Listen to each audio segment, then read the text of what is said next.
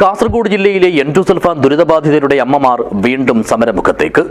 മുഖ്യമന്ത്രിയുടെ നിയമസഭയിലെ പ്രഖ്യാപനം പാലിക്കാത്തതിൽ പ്രതിഷേധിച്ച് ഫെബ്രുവരി 27-ന് ഇവർ കാസർഗോഡ് കളക്ടറേറ്റിലേക്ക് മാർച്ച് നടത്തും. This news sponsored by Forever for everyone. Shobhika Weddings, Big Mall, Kanjangad, Kozhikode, Koilandi and Kutyadi. മുഖ്യമന്ത്രി നിയമസഭയിൽ പ്രഖ്യാപിച്ച 1031 എൻഡോസൾഫാൻ ദുരിതബാധിതർക്കുള്ള സഹായം ഇനിയും നൽകാത്തതിൽ പ്രതിഷേധിച്ചാണ് ദുരിതബാധിതരുടെ അമ്മമാർ ഫെബ്രുവരി 27-ന് കളക്ടറേറ്റ് മാർച്ച് നടത്തിക്കൊണ്ട് വീണ്ടും സമരവുമായി തെരുവിലിറങ്ങുന്നത്. 2017-ലെ പ്രത്യേക മെഡിക്കൽ ക്യാമ്പിൽ തെരഞ്ഞെടുക്കപ്പെട്ട 1031 എൻഡോസൾഫാൻ ദുരിതബാധിതർക്ക് കാസർഗോഡ് വികസന പാക്കേജിൽ ഉൾപ്പെടുത്തി ധനസഹായം നൽകുമെന്ന് കഴിഞ്ഞ വർഷം ജൂലൈ 10-നാണ് മുഖ്യമന്ത്രി നിയമസഭയിൽ പ്രഖ്യാപിച്ചത്. എന്നാൽ ഇത് വെറും ജലരേഖയായി മാറിയെന്നും പിന്നിട്ട 7 മാസത്തിനിടയിൽ ഒരു ദുരിതബാധിതർക്ക് പോലും 1 രൂപയുടെ സഹായം ഇതുവരെയായി നൽകിയിട്ടില്ലെന്നും ഇതിൽ പ്രതിഷേധിച്ചാണ് ഒരിക്കൽ കൂടി തങ്ങൾക്ക് സമരമുഖത്തിറങ്ങേണ്ടി വരുന്നതെന്നും അവഗണനയുടെ പടുകുഴിയിൽ കഴിയുന്ന ദുരിതബാധിതരുടെ അമ്മമാർ പറയുന്നു. ജൂലൈ 10-ന് നിയമസഭയിൽ പറഞ്ഞതാണ് പുറത്താക്കപ്പെട്ട 1031 പേരെ തിരിച്ചെടുത്തിരിക്കുന്നു. ഇങ്ങനെ പറഞ്ഞ എൻഡോസൾഫാൻ ദുരിതബാധിതരായ 1031 പേരെ കാസർഗോഡ് പാക്കേജിന്റെ പരിധിയിൽ ഉൾപ്പെടുത്തി സഹായം അനുവദിക്കാൻ നടപടിയെടുത്തിട്ടുണ്ടെന്ന് മന്ത്രി പറഞ്ഞു. രേഖാമൂലം നമുക്ക് കിട്ടുകയും ചെയ്തു. പക്ഷേ ഇത്രയും മാസങ്ങളായിട്ടും ഒന്നും ആയില്ല. അതുകൊണ്ട് നമ്മൾ സമരത്തിലേക്ക് ഇറങ്ങുകയാണ്. വരുന്ന ഫെബ്രുവരി 27-ാം തീയതി കളക്ടറേറ്റിലേക്ക് മാർച്ച് സംഘടിപ്പിച്ചിട്ടുള്ളത്.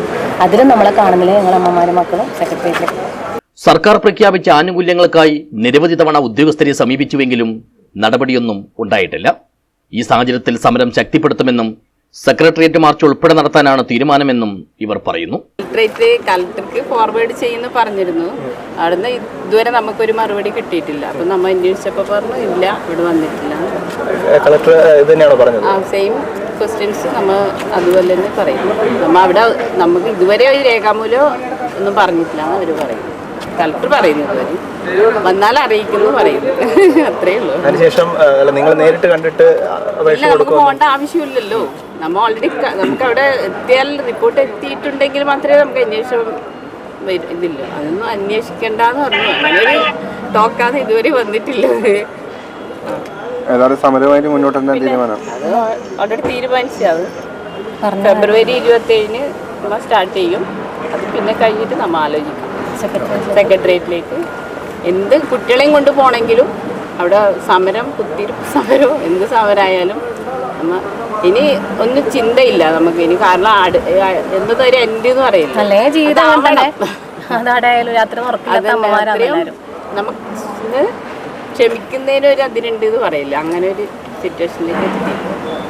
എൻഡോസൾഫാൻ സെൽ യോഗം പോലും ഇപ്പോൾ ചേരാറില്ല.